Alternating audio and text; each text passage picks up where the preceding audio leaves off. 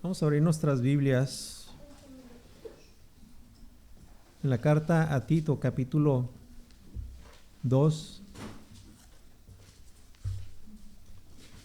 Leímos todo el capítulo, pero estaremos en esta mañana exponiendo los versículos 11 y 12, pero me gustaría leer de los versículos del 11 al 15.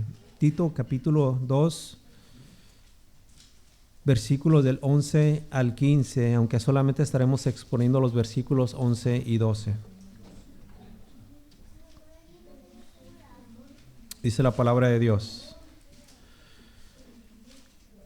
porque la gracia de Dios se ha manifestado para salvación a todos los hombres, enseñándonos que renunciando a la impiedad y a los deseos mundanos, vivamos en este siglo sobria, justa y piadosamente, aguardando la esperanza bienaventurada y la manifestación gloriosa de nuestro gran Dios y Salvador Jesucristo, quien se dio a sí mismo por nosotros para redimirnos de toda iniquidad y purificar para sí un pueblo propio celoso de buenas obras.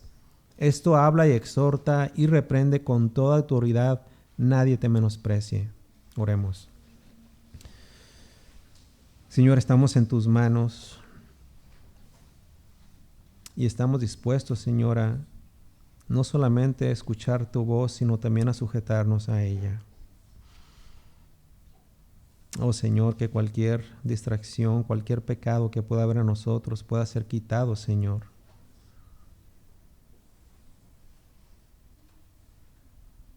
Y que en esta hora, Señor, nos concentremos en tu voluntad, en tu palabra, en tu voz. Abre los corazones, Señor. Abre los oídos y los ojos de cada uno de nosotros. Queremos estar atentos, Señor, a lo que tú hoy nos quieres decir. Que tu evangelio sea predicado, que los santos sean santificados y que los incrédulos puedan alcanzar su salvación. Te lo pedimos en el nombre de Cristo, nuestro amado y bendito Salvador. Amén. Si somos honestos con nosotros mismos, estaríamos de acuerdo todos de que simplemente hay veces que nos cuesta mucho vivir nuestro cristianismo. Y esto se debe, creo, por varias razones. Mayormente se debe a que en ocasiones esto puede llegar a ocurrir por nuestra flaqueza. Esto llega a ocurrir por nuestra debilidad en la carne. Y simplemente delante de Dios e incluso delante de los hombres no estamos fuertes espiritualmente. Y es en esas ocasiones especialmente cuando se nos hace difícil la vida cristiana. Pero bien es cierto, y esto debería de ser la mayoría del tiempo, algunas otras veces sí estamos fuertes en el Señor y continuamente nos fortalecemos en Él. Pero de la misma forma, aún así, a veces simplemente nos cae como el 20 de la realidad de esta vida y también en ese sentido es difícil vivir nuestro cristianismo y especialmente cuando sufrimos ataques y diversos tipos de pruebas. Pero afortunadamente, y aquí es donde necesito hacer énfasis, en donde deseo de todo corazón que no olvidemos. Pero afortunadamente, todos nosotros tenemos la gracia de Dios. El versículo 11 dice: porque la gracia de Dios se ha manifestado. Esta gracia, amada iglesia, no es cualquier gracia. Esta es la gracia de Dios. Y como tal, esta gracia juega un papel muy importante y fundamental en la vida de todo cristiano. La gracia de Dios nos ofrece múltiples beneficios y mucha ayuda en diversas áreas de nuestra vida, tanto espiritual así como también en nuestra vida cotidiana. Por un lado, es por la gracia de Dios que hemos sido redimidos y salvados. Efesios capítulo 2, versículo 8 dice esto, dice, porque por gracia sois salvos por medio de la fe. Y por otro lado, también es por la gracia de Dios que somos sostenidos y fortalecidos en nuestro caminar por este mundo, y especialmente cuando estamos siendo atribulados. Y un perfecto ejemplo de esto es el mismo apóstol Pablo. En la segunda carta a los Corintios, en el capítulo 12, versículo 9, el Señor le dice esto al apóstol Pablo, quien estaba sufriendo una terrible o grande prueba en su vida. El Señor le dice, bástate mi gracia. Bástate mi gracia porque mi poder se perfecciona en la debilidad. Así que la gracia de Dios no es cualquier gracia. Esta nos salva, nos redime, pero también nos sostiene y nos fortalece. Pero saben, eso no es todo, mis amados. Es también por la gracia de Dios que día con día estamos siendo transformados y santificados. La gracia de Dios juega un papel crucial en la santificación de todos los cristianos. A través de la obra del Espíritu Santo, la gracia de Dios transforma nuestros corazones, transforma nuestras mentes, y esto nos ayuda a vivir de acuerdo con la perfecta voluntad de Dios. Esta transformación, que es continua, es parte del proceso de nuestra santificación, en la cual todos nosotros como creyentes crecemos en nuestra santidad y en nuestra conformidad a la imagen de Cristo Jesús. Observen rápidamente los versículos 11 y 12, los versículos que vamos a cubrir en esta mañana. Porque la gracia de Dios se ha manifestado para salvación, primero para salvación a todos los hombres, y luego fíjense lo que dice, enseñándonos que renunciando a la impiedad y a los deseos mundanos, vivamos en este siglo, ¿de qué manera? Sobria, justa y piadosamente. Noten rápidamente la primera palabra allí en el versículo 11, donde dice ¿por qué? Notemos este por qué. Aquí Pablo está básicamente proveyendo la base teológica para las exhortaciones que él había hecho previamente en el inicio del capítulo 2.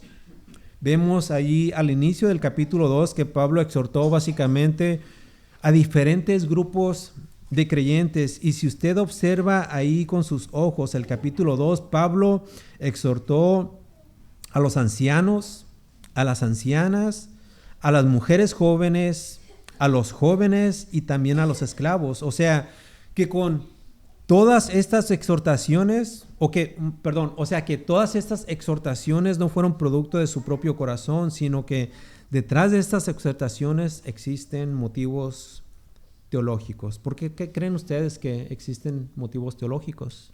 ¿Por qué creen ustedes que es importante que exista siempre una base teológica? Bueno, por la sencilla razón de que cualquiera de estos grupos que acabo de mencionar podría argumentar en contra de ellas, en contra de estas exhortaciones, y simplemente no aceptarlas. Los cretenses pudieron haber dicho simplemente, los cretenses fueron los recipientes de esta carta, ellos pudieron fácilmente decir, Tito, pues esa es tu opinión, nosotros tenemos nuestras propias costumbres. Somos creyentes, sí, pero nosotros no pensamos como tú. De hecho, los ancianos pudieron haber dicho, ¿por qué necesito ser sobrio? Observen rápidamente la exhortación de Pablo a ellos. En el versículo 2, Pablo le dice a Tito que les diga que los ancianos sean sobrios, serios, prudentes, sanos en la fe, en el amor y en la paciencia. Fácilmente los ancianos pudieron haber rechazado la exhortación y decir, no, Tito, yo no necesito ser sobrio, yo sé cómo tratar con los demás, tengo muchos años de experiencia. Es más, Tito, tú eres un joven inexperto, no me vengas con que tú me vas a enseñar cómo lidiar con otros. Las ancianas también, observen el versículo 3. Las ancianas, asimismo, ¿cómo les dice? Sean reverentes en su porte, no calumniadoras, no esclavas del vino, maestras del bien. Las ancianas fácilmente también pudieron haber dicho algo muy similar. Tito, ¿tú qué sabes en la forma cómo es que debemos de nosotras conducirnos? Somos mujeres experimentadas en la vida. No nos salgas con que debemos de ser reverentes en nuestra conducta. Imaginen ustedes si no hubiese una base teológica. Las jóvenes de igual manera, observen rápidamente el versículo 4, que enseñan a las mujeres jóvenes ¿a qué? A amar a sus maridos y a sus hijos, a ser prudentes, castas, cuidadosas de sus casas, buenas, sujetas a sus maridos, para que la palabra de Dios no sea blasfemada. La mujer joven de la misma manera pudo simplemente haber dicho, pues no tengo que someterme a mi marido. De hecho, bastante hemos tenido que pasar y soportar las mujeres, especialmente cuando se nos ha considerado menos que un objeto. Recordemos que las mujeres jóvenes en aquellos tiempos eran tenidas por menos y los maridos las tenían básicamente como sus servidoras personales. En aquellos tiempos los hombres tenían un concepto muy, pero muy equivocado de las mujeres y es por eso que el trato indiferente hacia con ellas. Así que las mujeres jóvenes, al haber escuchado a Tito, fácilmente pudieron haber dicho no, ni debo de sujetarme, ni debo de darle todo mi amor a mi marido. Imaginen ustedes el caos que esto hubiera ocasionado si no hubiese una base teológica. Y así también los varones jóvenes y los esclavos pudieron haber argumentado en contra de toda la enseñanza de Tito. Así que ahora Pablo, inspirado por el Espíritu Santo, tendrá que proveer las razones teológicas, no personales, las razones teológicas por las que todos estos grupos debían de escuchar y adoptar en sus vidas las enseñanzas de Tito. Rápidamente observen el versículo 1 del capítulo 2. Pablo le dice a Tito, pero tú habla lo que está de acuerdo con la sana doctrina.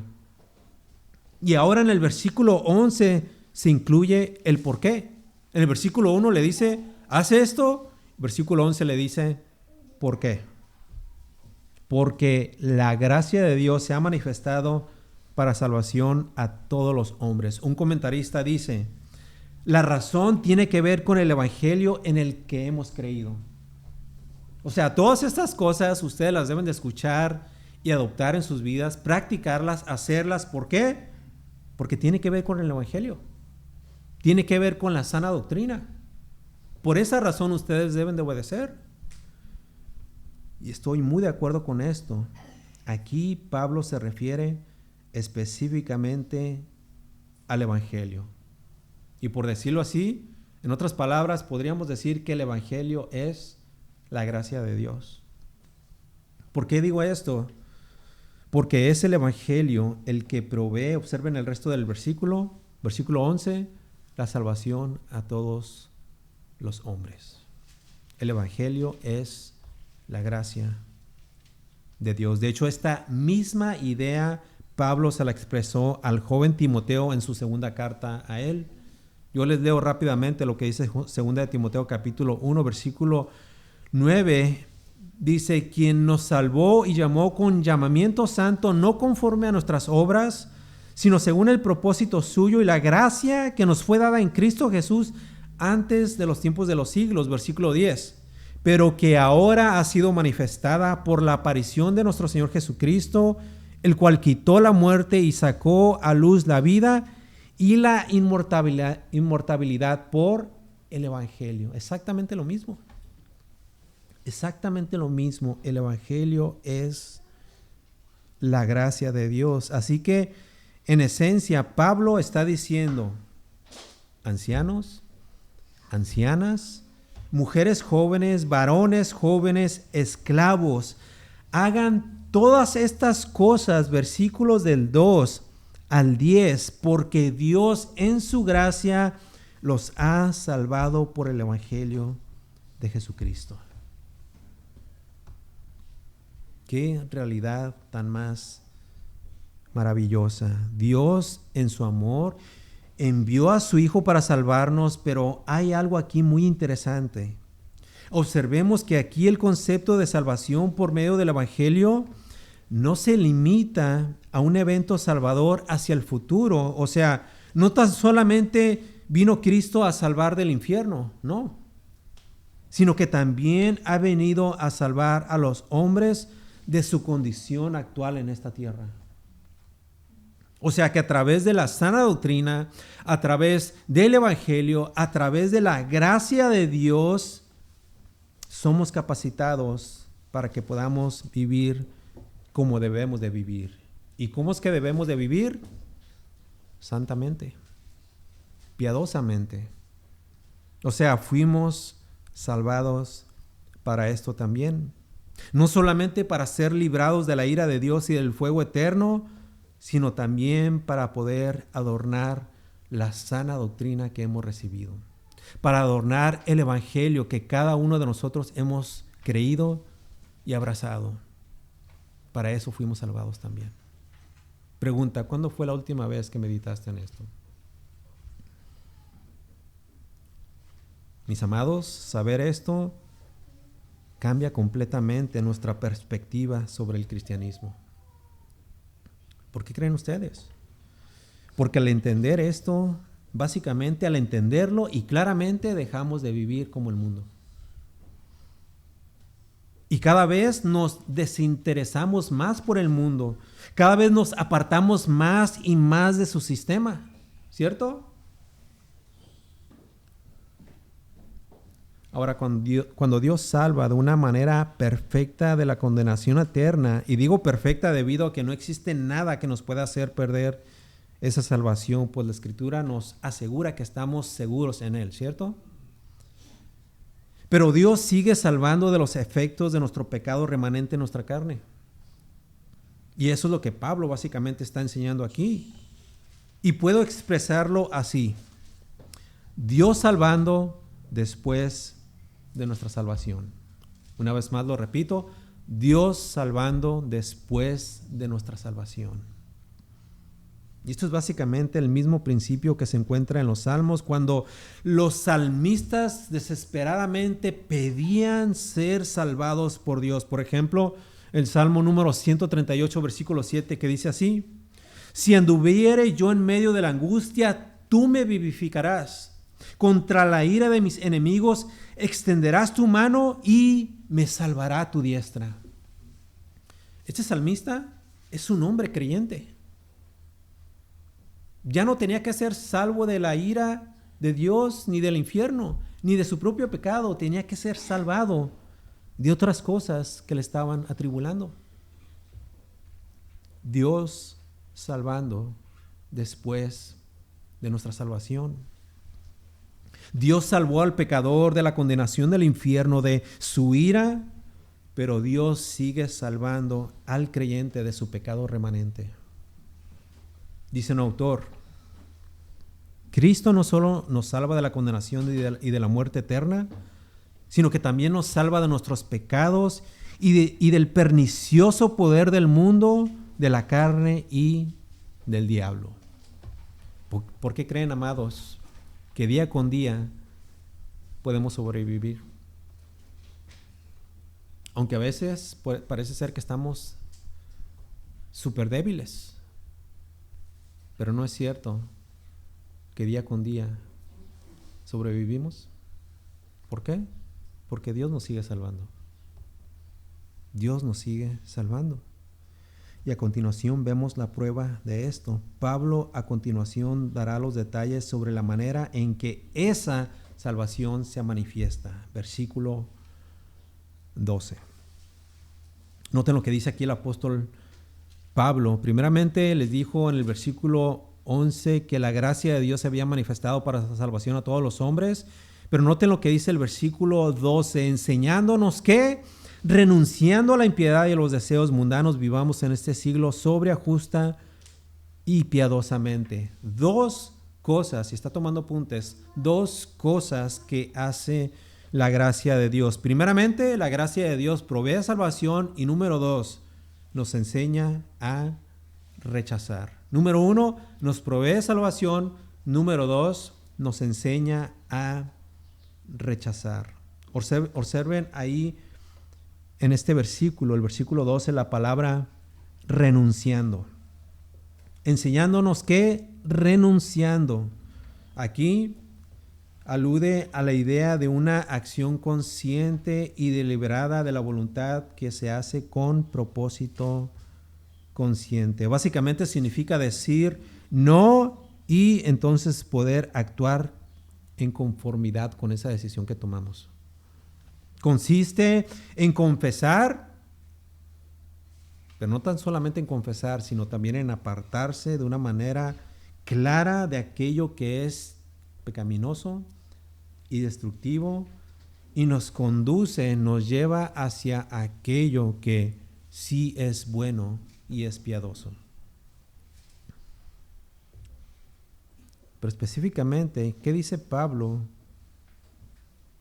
a lo que debemos de renunciar?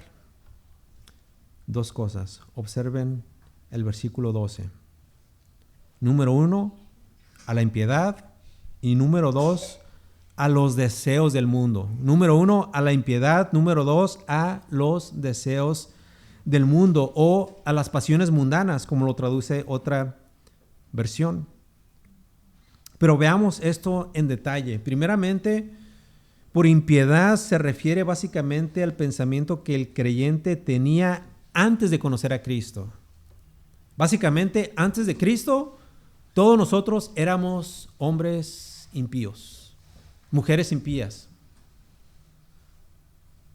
Y especialmente, escuchen, especialmente en cuanto a Dios. Éramos irreverentes en cuanto a Dios y en cuanto a su palabra.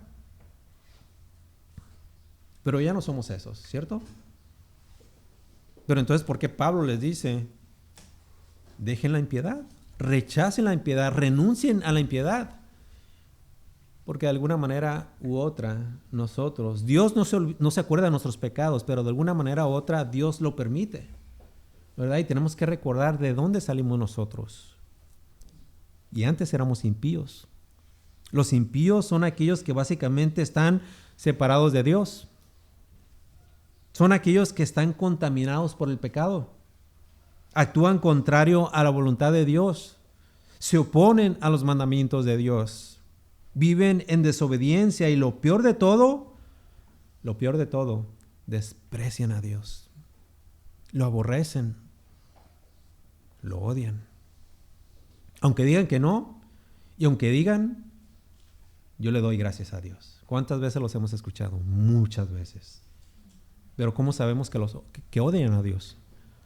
Por la manera como obran en contra de la perfecta voluntad de Dios. Tienen un desprecio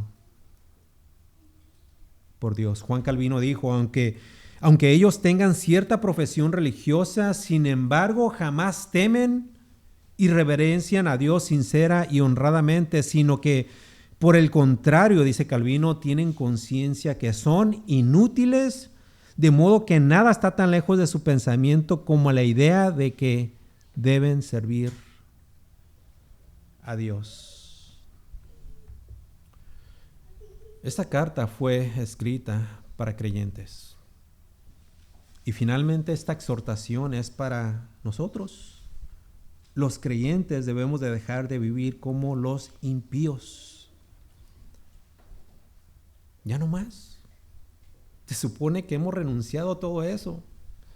Dios ya nos perdonó por nuestros pecados pasados. ¿Por qué vivir como antes? ¿Por qué vivir así? Antes de proseguir, quisiera solamente mencionar, si tú aún hasta el día de hoy eres un impío, esto es, si hasta el día de hoy tú no has profesado fe en el Señor Jesucristo, debes de saber que por tu impiedad tú enfrentarás un juicio. Apocalipsis capítulo 20, versículo 14 dice, y la muerte y el Hades fueron lanzados al lago de fuego. Y esta es la muerte segunda, y el que no se halló inscrito en el libro de la vida fue lanzado al lago de fuego. Querido amigo, querida amiga, si tú vives en impiedad, en aquel día serás separado completamente de Él para siempre. Para siempre. Pero sabes, la Biblia dice algo muy, pero muy esperanzador para ti. Jesús se sacrificó por los impíos. Romanos capítulo 5, versículo 6 dice, porque Cristo cuando aún éramos débiles, a su tiempo murió por los impíos. Y luego el versículo 8 de ese mismo capítulo dice, mas Dios muestra su amor para con nosotros en que siendo aún pecadores, Cristo murió por nosotros. Pero la pregunta es, ¿te arrepentirás verdaderamente? ¿Te volverás de tu pecado y le pedirás perdón a Dios? ¿Confiarás únicamente en Cristo Jesús para tu salvación?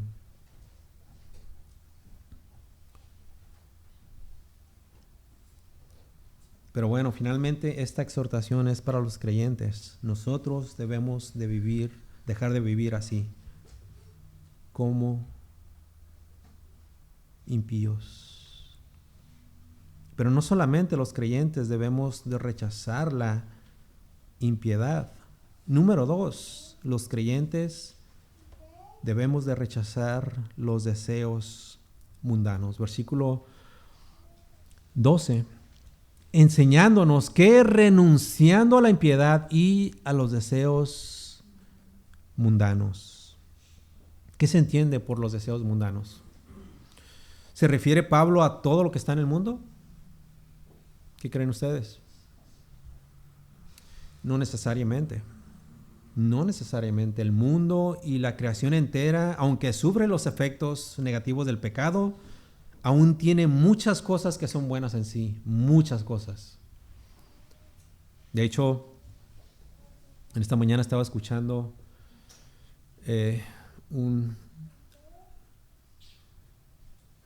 una plática entre el pastor Sugel Michelén y Eduardo Saladín, y estaban hablando ambos acerca del libro de Eclesiastés, y el pastor Sugel Michelén se encuentra actualmente escribiendo un libro, una serie que hizo él sobre este libro, Eclesiastés, y él menciona, o más bien este libro, Eclesiastés, menciona de cómo debemos de disfrutar de las cosas de este mundo. Y como creyentes podemos hacerlo hasta mucho mejor que los impíos, que los incrédulos. Esas cosas que tenemos a nuestro acceso son de parte de Dios y debemos de disfrutarlas. Entonces, ¿a qué se refiere aquí Pablo? Bueno, aquí básicamente se refiere a todo lo que tiene que ver con la carne. Y cuando digo la carne, o cuando la Biblia habla acerca de la carne, lo habla en dos sentidos. Uno tiene una connotación negativa y otras veces tiene una connotación positiva. Veamos ese lado negativo rápidamente. Gálatas capítulo 5, versículo 19.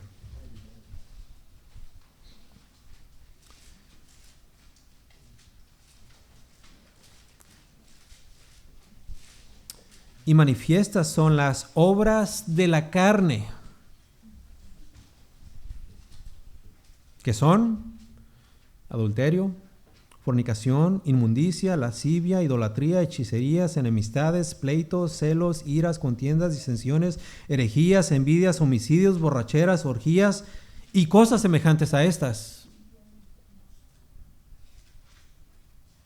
A esto se refería el apóstol Pablo cuando le dice a Tito, enseñándonos que renunciando a la impiedad y a los deseos mundanos. De hecho, Pablo dijo de sí mismo en el capítulo 7 de la carta a los Romanos, versículo 14, porque sabemos que la ley es espiritual, mas yo soy carnal, vendido al pecado. La carne en su debilidad está sujeta al pecado.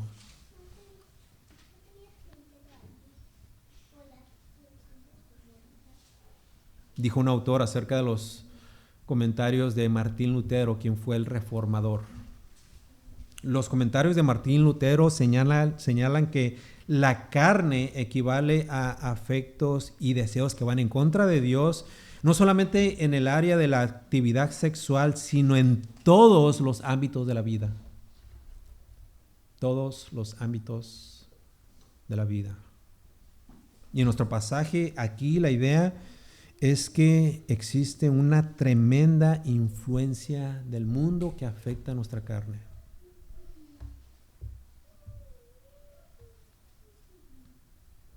Así que tenemos que rechazar esto, las pasiones del mundo, los deseos mundanos de nuestra carne.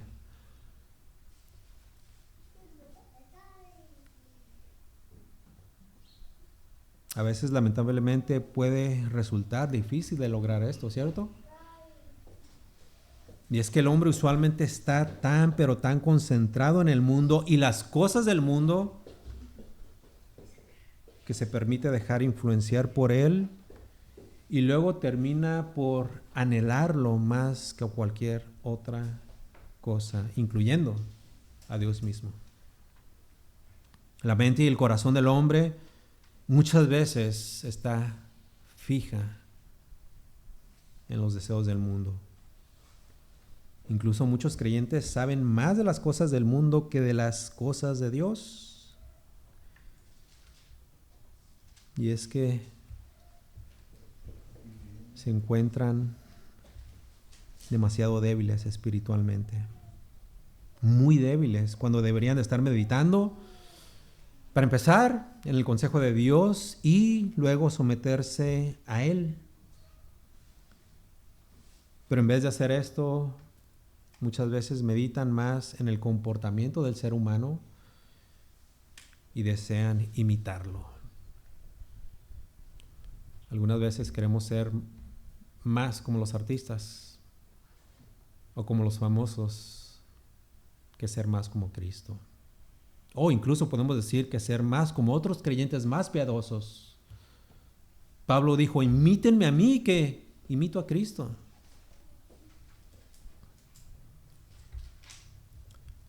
Antes de conocer el Evangelio y antes de venir a Cristo, todos estábamos bajo el dominio de nuestro yo. Y básicamente en esa condición nos idolatrábamos a nosotros mismos. Y sumémosle la intensa y poderosa influencia del mundo. Por un lado está el yo y por otro lado el mundo. Es una combinación letal. Antes éramos socios con el mundo y el mundo y nuestro yo tenían un contrato y podríamos decir éramos inversionistas del mundo. Y por esa razón el mundo, no Dios, el mundo determinaba nuestros gustos y nuestras actitudes. Mas, mis amados, no debe de ser así. No debe de ser así. Estando en Cristo y habiendo recibido la gracia de Dios, ya no debemos de rechazar los deseos mundanos. Así que de acuerdo a Pablo en nuestro pasaje debemos de rechazar, número 1, la impiedad, versículo 12, y número 2, debemos de rechazar los deseos mundanos. Ahora, bajo ninguna circunstancia estamos diciendo que rechazar la impiedad y los deseos mundanos nos ha resultado fácil. ¿O quién de aquí podría decir que sí?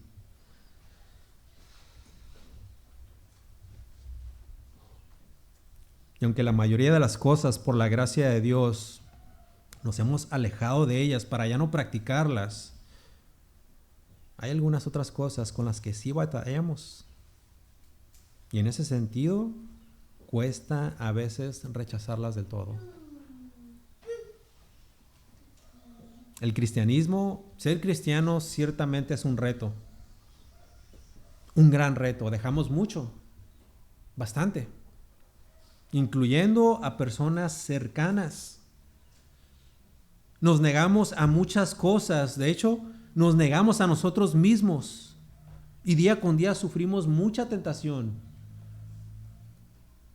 Pero, escuchen esto, pero ciertamente podemos vivir bien nuestro cristianismo, podemos ser buenos cristianos, podemos ciertamente agradar y obedecer a Dios. Podemos y debemos de someternos al señorío de Cristo. Los mandamientos y preceptos de Dios no deben de ser difíciles. No deben de serlo para nadie. ¿Por qué? Porque de acuerdo a nuestro texto, todos hemos recibido su gracia. Y esa gracia, la gracia de Dios, nos motiva a vivir en santidad, a vivir ahora sí que la sana doctrina que se nos ha impartido. Y aparte nos suple, por decirlo así, el poder para lograrlo. O sea que no estamos solos. O sea que no estamos desarmados. La gracia de Dios nos ha llamado a una nueva vida en Cristo, pero al mismo tiempo la gracia hace esto posible. Dice un autor, y lo cito: la gracia de Dios que ahora nos ha sido manifestada en la persona y obra de Jesucristo nos enseña a renunciar a una clase de vida y apropiarnos de otra. Fin de la cita. O sea que renunciamos a nuestra impiedad, a nuestro pasado, y ahora queremos vivir en piedad. Queremos ser realmente santos. Lo somos posicionalmente, pero la pregunta es, ¿lo somos en la práctica?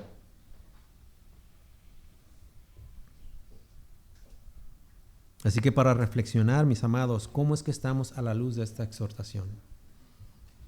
¿Cómo estamos? ¿Hemos luchado con nuestras pasiones carnales? ¿Realmente hasta lo último de nuestras fuerzas? ¿Los jóvenes han luchado ustedes con las pasiones juveniles? ¿Estamos realmente rechazando a la impiedad y a los deseos mundanos de esta vida? Si tú amas a Dios, si verdaderamente para empezar has aceptado su amor que se manifestó en la cruz, y tú en respuesta, si verdaderamente amas a Dios, tú, mi amado, mi amada, estarás rechazando continuamente estas cosas. Es así como tú vas a realmente demostrar tu amor y tu devoción por aquel que te dio su gracia y su perdón. Muchos individuos pueden decir que son creyentes, pero de nuevo con sus obras se delatan a sí mismos. Y esto es en esencia lo que dice el apóstol Juan en su primera carta. Yo se lo leo. Primera de Juan capítulo 5 versículo 3. Pues este es el amor a Dios, que guardemos sus mandamientos, y sus mandamientos no son gravosos, porque todo lo que es nacido de Dios vence al mundo. Y esta es la victoria que ha vencido al mundo, nuestra fe. ¿Quién es el que vence al mundo sino el que cree que Jesús es el Hijo de Dios? Y esto es lo que nos lleva a la segunda parte de nuestro sermón. Después de exhortarles a renunciar a la impiedad y a los deseos mundanos, ahora su exhortación se tornará a una exhortación, podremos decirlo así, positiva. Versículo 12, segunda parte. Enseñándonos que renunciando a la impiedad y a los deseos mundanos, ¿qué dice? Vivamos en este siglo sobria, justa y piadosamente. Aquí Pablo no está mandando a los creyentes a salir del mundo, ni tampoco a apartarse de él. De hecho, hacer esto sería contraproducente, pues como iglesia debemos de estar en el mundo, y estando en el mundo debemos de predicar el evangelio, y no olvidemos esta parte, vivir el evangelio. Dar testimonio tanto en palabra como en hechos. Así que Pablo les dice más bien, vivan en este siglo, que también se puede traducir como en este mundo. Pero vivan en este siglo, vivan en este mundo, y como dijo un comentarista, con un estilo de vida radicalmente diferente del que se practica a nuestro alrededor. Cristo nos salvó del mundo, sí, pero ahora como sus discípulos estamos en el mundo, pero vivimos totalmente distinto a como lo hacíamos antes. Totalmente distinto. Y en ese sentido ya no somos del mundo. Estamos en el mundo, pero vivimos diferente. Vivimos como ciudadanos del reino de Dios.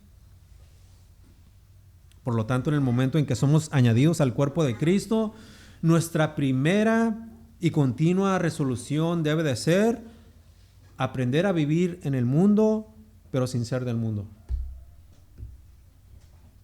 Cristo nos salvó con un propósito, o de hecho varios propósitos, pero uno de los principales propósitos es para que vivamos de acuerdo a su reino y a su voluntad. Cristo no nos salvó solamente por salvarnos, que lo necesitábamos, íbamos rumbo al infierno. Uno de los muchos propósitos fue para esto, para que nos sujetemos a su voluntad. Juan capítulo 17, versículo 18 dice, como tú me enviaste al mundo, así yo los he enviado al mundo. Y de hecho el versículo 21 de ese mismo capítulo nos dice otro de los propósitos, para que todos sean uno como tú, oh Padre, en mí y yo en ti, que también ellos sean uno en nosotros. ¿Para qué? Para que el mundo crea que tú me enviaste. Pero bueno, exactamente de qué forma es que los creyentes deben de vivir. ¿Cómo debemos de vivir en este mundo? ¿Cómo los demás pueden vernos que realmente tenemos una fe viva y verdadera? ¿Cómo ellos pueden saber de que Dios realmente existe? Versículo 12.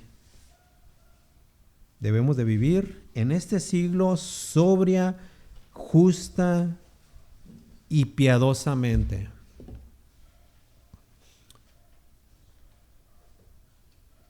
Vayamos una por una. Debemos de vivir sobriamente. Un comentarista dijo que tan solamente aquí en este capítulo se menciona por quinta vez este concepto. Y él dice, podríamos decir que Tito es la epístola de la sobriedad. Esto es exactamente lo mismo que ser prudentes, que ser sensatos y tener dominio propio. Ser sobrio es ser prudente, sensato y tener dominio propio. MacArthur dice en su comentario que aquí Pablo con esta palabra sobriamente alude a la idea básica de tener, ¿escuchan esto? Una mente cuerda. Es como aquel que se va toda la tarde y toda la noche y toda la madrugada, regresa tambaleando, cayéndose, está borracho, no está en sus 5 sentidos. Es la misma idea. Como creyentes debemos de estar cuerdos, pensando bien, estar conscientes siempre. Debemos de ser sobrios. Esto implica que como creyentes debemos de tener una mente fina y con la capacidad de controlar cada aspecto de nuestra vida. Las cosas ni el mundo nos controlan. Es la palabra. Pero para eso tenemos que estar enfocados, bien enfocados. Incluso cuando estemos rodeados de cosas malas y de personas malas. A veces que como creyentes simplemente nos damos por vencidos, tiramos la toalla y decimos, qué difícil es esto. Pero no, mis amados, debemos de renunciar a la impiedad y los deseos mundanos y vivir en este siglo sobriamente. Sobriamente. Nada ni nadie debería de influenciarnos para el mal. Como creyentes debemos de ser sobrios, mantenernos sobrios y no permitir que nuestra vida espiritual, ni mucho menos nuestra relación con Dios sea afectada.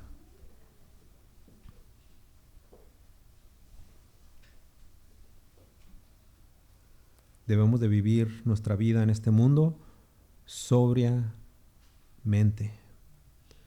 Ahora, esto no será fácil, por supuesto, pero tenemos la asistencia maravillosa y poderosa del Espíritu Santo. El pastor MacArthur dice en un comentario: por la capacitación y el poder del Espíritu Santo en su ser interior redimido, el cristiano mantiene bajo control la carne no redimida.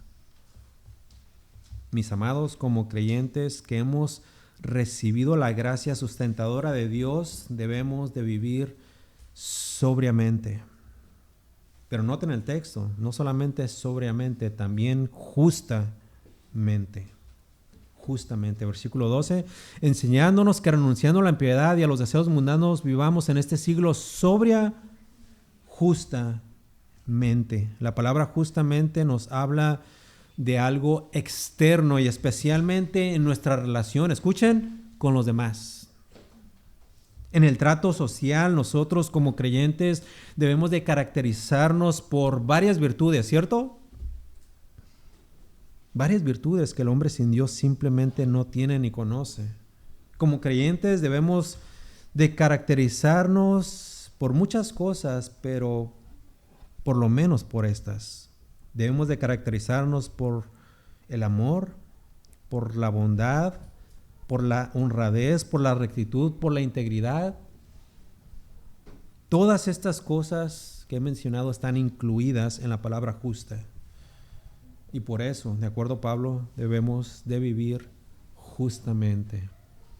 Y como es en relación hacia los demás, debemos de ser justos con todos. Posiblemente muchos no puedan tener buenos ejemplos en sus iglesias de creyentes que vivan así, justamente, y que se les pueda imitar, pero mis amados, no perdamos la esperanza. Tenemos el perfecto ejemplo de Cristo mismo. Un comentarista dice acerca de esto, acerca de Cristo: Cristo también nos enseña en su gracia a vivir de una manera justa, obedeciendo con fidelidad a la palabra de Dios, el estándar divino de lo que es correcto en absoluto y sin reservas. Continúa diciendo: su justicia, fidelidad a sus pactos, su gracia salvadora, misericordia, amor, redención de los creyentes, reconciliación de los creyentes consigo mismo, juicios, gobierno supremo, y así sucesivamente. Y termina diciendo: así que cada una de estas son expresiones de su justicia, de la justicia de Cristo. Todas y muchas cosas más nos enseña el Señor con su ejemplo. Pero específicamente Jesús nos mostró repetidamente en los evangelios su amor y su compasión. Y si nos quedáramos con tan solamente estas dos virtudes, sería más que suficiente. ¿Por qué lo digo así? Porque esto es algo que muchos creyentes carecen. No hay amor y no hay compasión.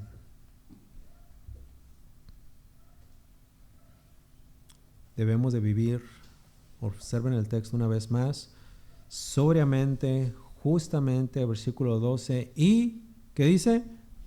Y piadosamente. Justamente era en relación con otros, pero piadosamente tiene que ver, escuchen, primariamente con Dios. De hecho, la Nueva Versión Internacional traduce esta palabra como devoción y particularmente nos habla de nuestra relación con Dios. Escuchen lo que dice un autor muy reconocido.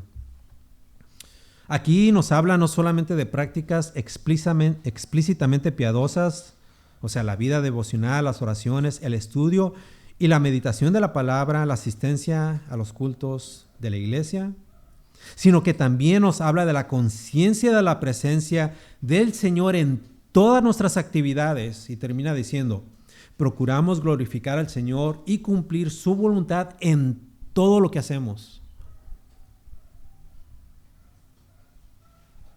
Y dice otro comentarista, así es la vida de piedad. La vida de piedad no se limita al domingo ni a ciertas actividades culturales.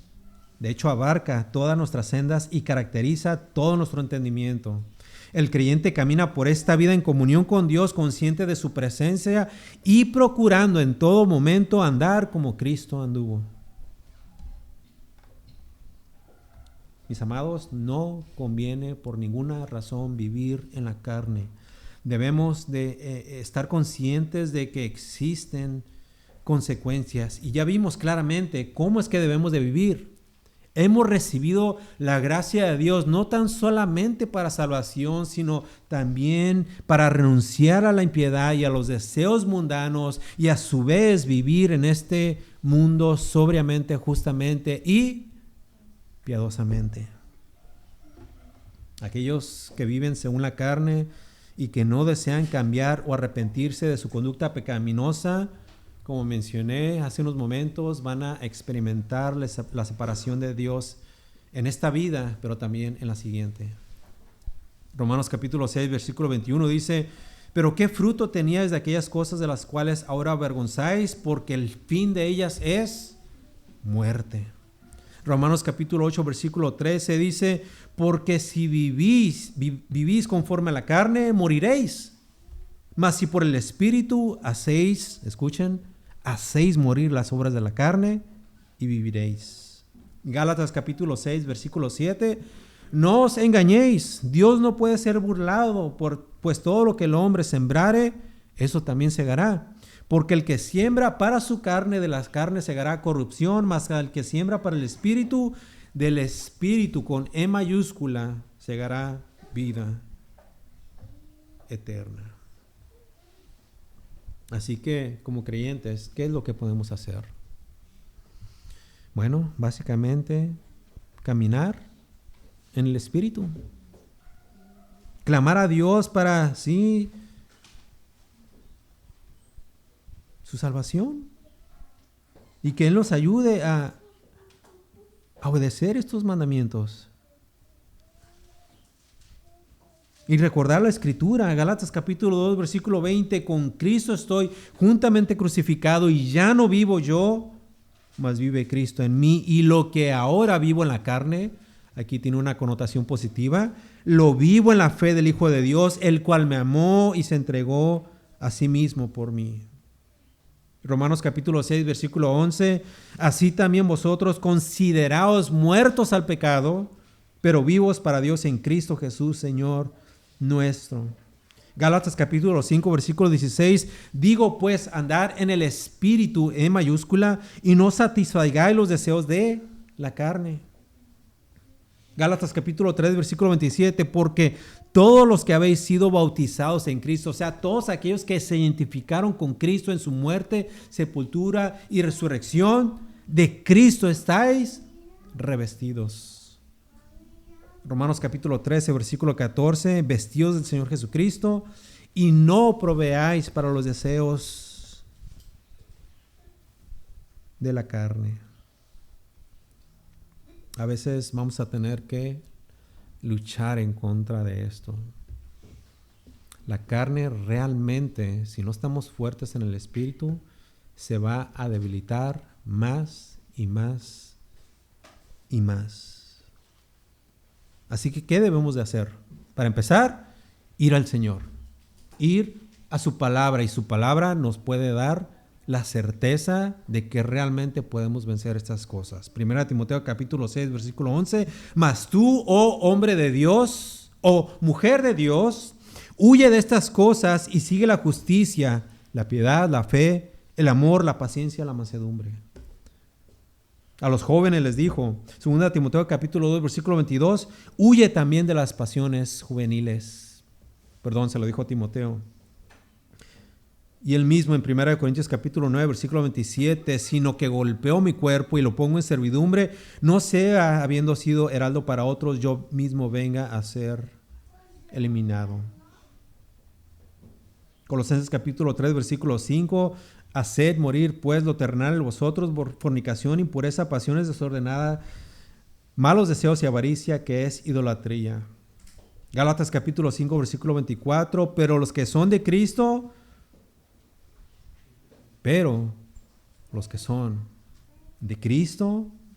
han crucificado la carne con sus pasiones y deseos. Uno más, Romanos capítulo 6, versículo 6, sabiendo esto, que nuestro viejo hombre fue crucificado juntamente con él, ¿para qué? Para que el cuerpo del pecado sea destruido, a fin de que nos sirvamos más al pecado.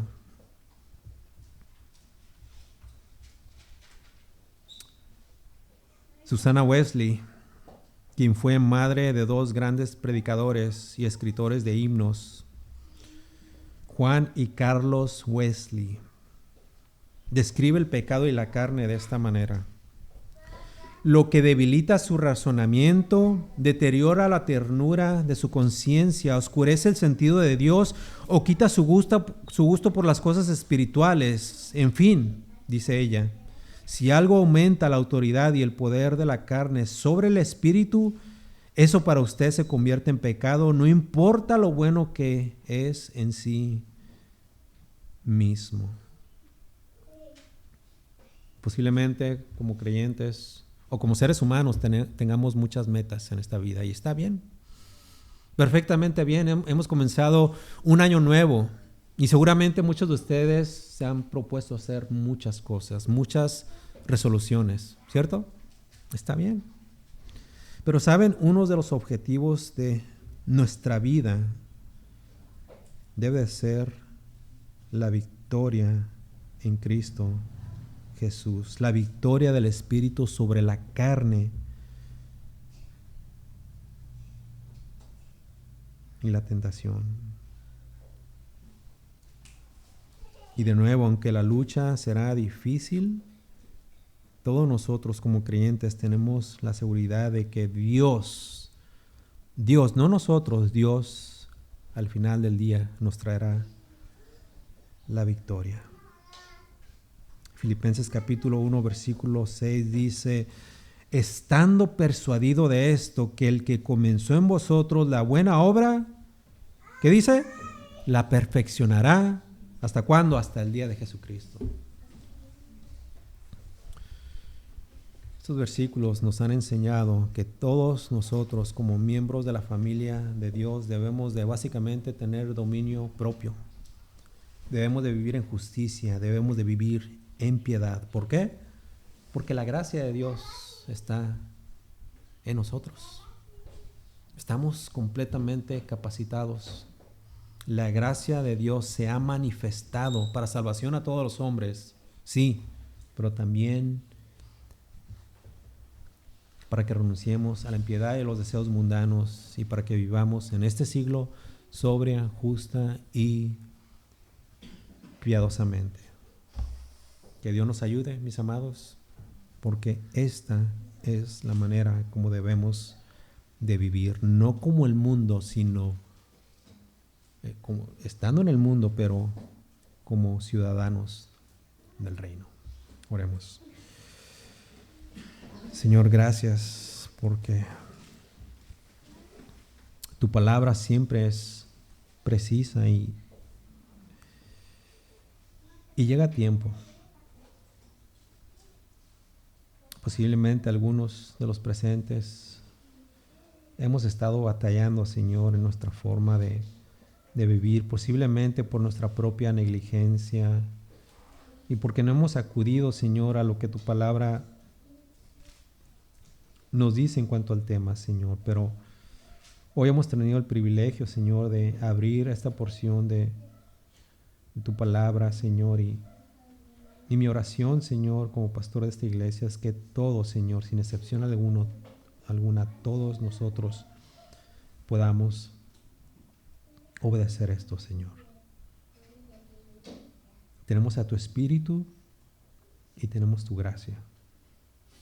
Oh Señor, que podamos realmente creerlo así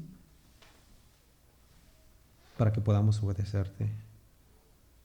Y de esa manera, Señor, rendirte una mejor adoración. Una adoración genuina que no solamente canta con nuestra voz, sino con nuestra obediencia.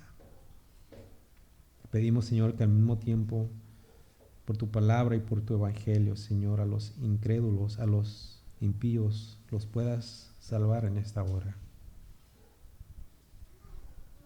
Señor, que ellos pongan su fe y su confianza en tu Hijo Jesucristo, quien vino a salvarlos y a redimirlos, Señor, para tu gloria. Que se arrepientan de toda su maldad, Señor, confesando su pecado y se vuelvan a ti, Señor, y se sometan a ti también. Pedimos, Señor, que en todo esto tú te glorifiques, Señor. Oramos en el nombre de nuestro amado Salvador. Amén.